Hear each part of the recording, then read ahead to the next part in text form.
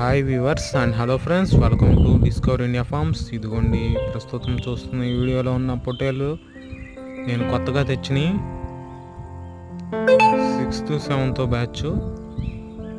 ఇప్పుడు దాకా 5 బ్యాచ్లు 6 బ్యాచ్లు అమ్మాను, 5-6 బ్యాచ్లు అమ్మాను.